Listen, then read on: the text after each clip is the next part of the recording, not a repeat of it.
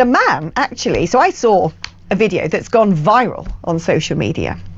A man who's a property investor, a man who was offered a huge sum to house migrants in one of his hotels, and he put a video online saying, nope, I'm not going to be doing that. I'm pleased to say Brilliant Samara reached out to Samuel Leeds, and Samuel Leeds is here in the studio. Heroes welcome. Heroes welcome. Good to be on. Tell me, how did this come about? Did they just like sort of send some sort of letter in the post, or someone knock at the door? You know what happened? So for a start, buy-to-let has been getting very difficult.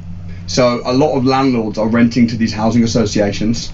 Yeah. And I was one of those landlords. So I'd rent a lot of my properties, HMOs, big HMOs, to housing associations, and then they would put vulnerable people in where the council would pay. And the vulnerable people largely at this point in time are sort of, young kids who... You don't know exactly who they are, that's the thing. Like, when the first house that I rented out, I was told it was homeless people, and then when I went, I was a bit like, okay. But the rent is great, but then, there's connections, and it's all very mysterious because Home Office don't come to you direct and say, hey, I can give you some money. What happens is there's companies in between, and there's so many companies, and then they'll approach landlords, and then they'll offer a guaranteed rent, and then they'll take their money from the council. So they basically say to the landlord, we'll manage the property for you, Yes. and then we're the ones who take the money from the Home Office, and we'll pay you. Yeah. And they pay above the odds. It depends. I mean, I was offered £35,000 per month for a 7-year lease, for 6 years and 11 months. So basically a 7-year lease.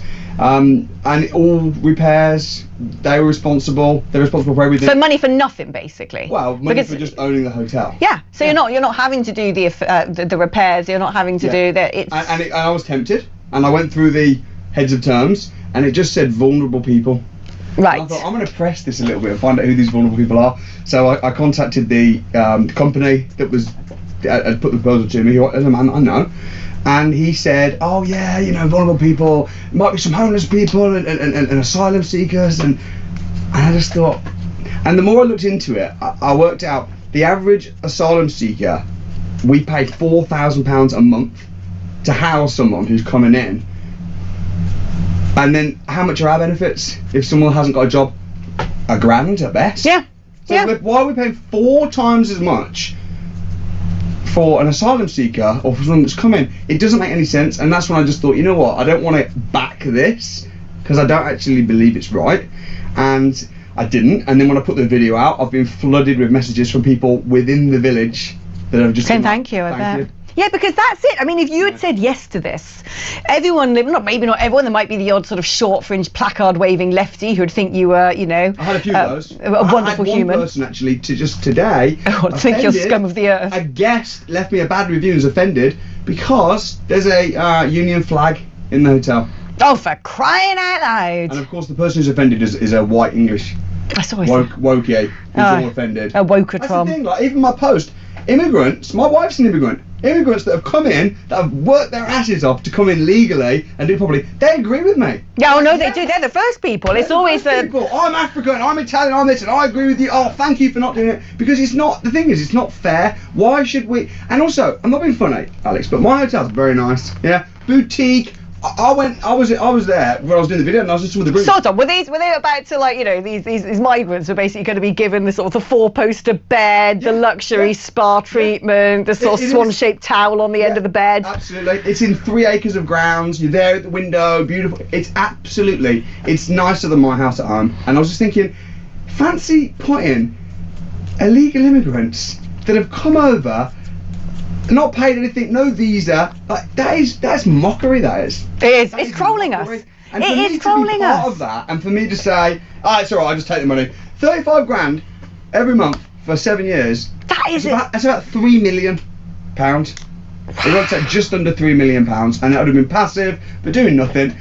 But I just thought, you know what? But interesting. Since I put the video out, I've had loads of bookings from people that have said, let's go and stay. I love this. So £3 million. And in the back of your head, were you also thinking, this is, it's a hotel where you're from as well? Is it your neck of the woods? I don't live there. No, it's in Cambridgeshire, Willingham House. It's called a little village called Willingham. Very boutique, very nice. And yeah, it was tempting. It was very tempting. I almost did it. Oh, huge. I mean, a lot of people would have their heads turned by 3 million quid for doing nothing. Yeah. Of course they would. Well, they are, aren't they? Look at all the hotels that are taking the money. Yeah. And I mean, I want to know who these people are because, you know, I mean, I'm sure a lot of people would have their heads turned by that amount of money. It's almost ridiculous. It's almost illogical to turn it down. But I would be there in the back of my head thinking, I have basically just pressed the button to screw up an entire village. Yeah. You know, all these people whose house prices are going to plummet, whose daughters don't feel safe, You're right, who suddenly want to move out, who can't sell their properties. It's common sense, isn't it? Who would you rather live next to? Would you rather live next to a hotel where they're doing weddings, which is what we're going to be doing next year now? Now we've decided to take it back. Weddings, nice, holiday makers, in a lovely hotel, or would you rather it be some government contract with who knows who is in there? It's quite obvious, isn't it? So talk to me about like HMOs as well, because we're hearing, you know, asylum hotels are now, well, if there is, of course, this counter appeal by the government against the ruling over the Bell Hotel in Epping Forest, which of course will potentially create a blueprint for other local authorities to challenge the existence of migrant hotels within their communities. But the government sort of saying, well, we're going to close them all down. And they want to close them all down by putting these people into HMOs. And as a woman, and a lot of women have been messaging me today agreeing with me, I find that even worse. And I'll tell you for why. I hate the hotel thing. I don't understand why, if you're a genuine asylum seeker, or if you're from such a, you know, flea-ridden, horrible hellhole of a country where you've probably come from somewhere without electricity and running water, or you've been in France in a bin-bag bivouac in the dunes of Calais for so long, that, you know, why we can't just create temporary, secure, clean, hygienic encampments that are safe for these people, but it doesn't have to be hotels. When it comes to some of these young men being put into house of multiple occupancy, at least with a hotel, it's a bit difficult to take the 14-year-old girl you've chatted up off the park bench back to your bedroom. It's a bit difficult to be there cutting up meth on the countertop. I also know, I've got a friend who's in a similar business, but he looks after young adults with learning difficulties and people who need that sort of sheltered accommodation. But he's got people in that sort of, in that world. And there was someone whose house had been turned into a migrant HMO, and they had a really nice induction hob.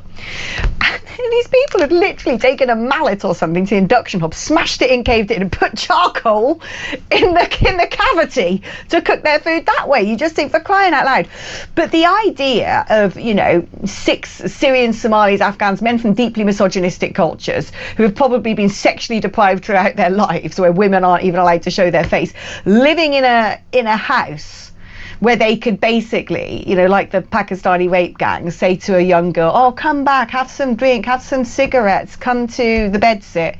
I just think it's going to be so dangerous. It's so much harder, one would assume, to actually bring guests overnight to the hotel.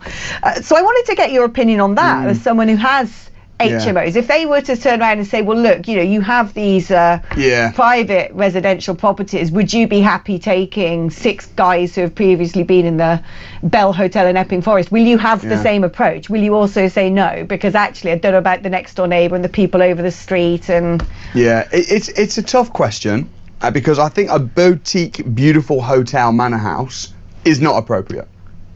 I mean, for me that was very clear. A HMO, I mean, I've not had it happen. I've not had anybody approach me. For me, it's easy because if I disagree with a principle, I can say no because I'm doing all right financially. But the problem is most landlords now they're bringing in these new taxes, and they're going to charge national insurance on rental income. Not for the big companies, not for BlackRock. Not for Lloyds Bank, for the small companies. For Mr. Jones, who instead of, you know, a pension invested in some property. So what's going to happen is all of these landlords that aren't making enough money with their rents, because the average landlord makes £2,000 a month. Once national insurance comes in, wealth tax, sales tax. After Keir Starmer, said we won't increase taxes for working people. Hang on. Landlords that have got 2 or 3 houses that are making a couple grand a year off each property, they're working people. So he's lied. To me, that is a blatant lie. So what's happening is these people are being then bribed by these housing associations. If you Google housing association, and some are good. I've got houses where I do house people that have been on the streets, women that are fleeing domestic abuse. you've got safe houses. Yeah.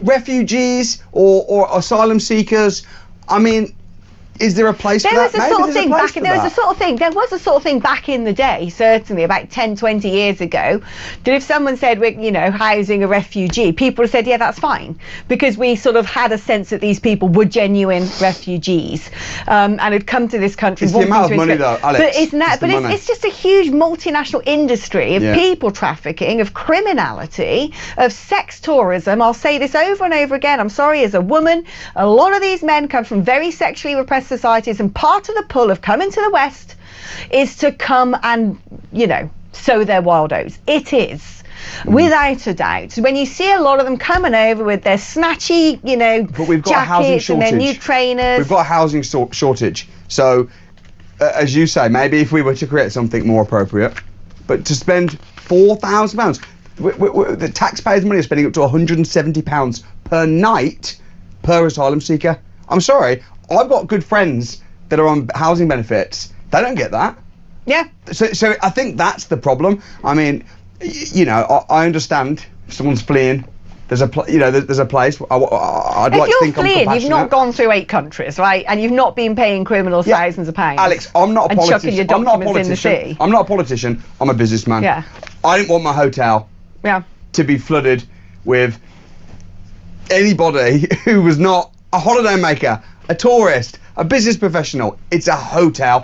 Yeah. That's where I'm coming from. In terms of the what the policy should be, it's a very complex situation. Definitely do bear in mind, if they come a knocking, which they will probably will. They will. Very soon. Oh, they will. Although they're upset with me now. I'm now getting Serco just tweeted, it wasn't us. We never made a formal offer. But here's how they work. Right? Here's how they work. There's all these companies. I think there's backhanders or something. Right? There's all these companies that will set up a company and then they'll introduce, and it's like rent to rent. So Serco will give the tender to, I don't know, you know, something else. Who might give the tender to something else, and then finally that person's already knocks on your door and says. All I know is there's so much money that the government give. God.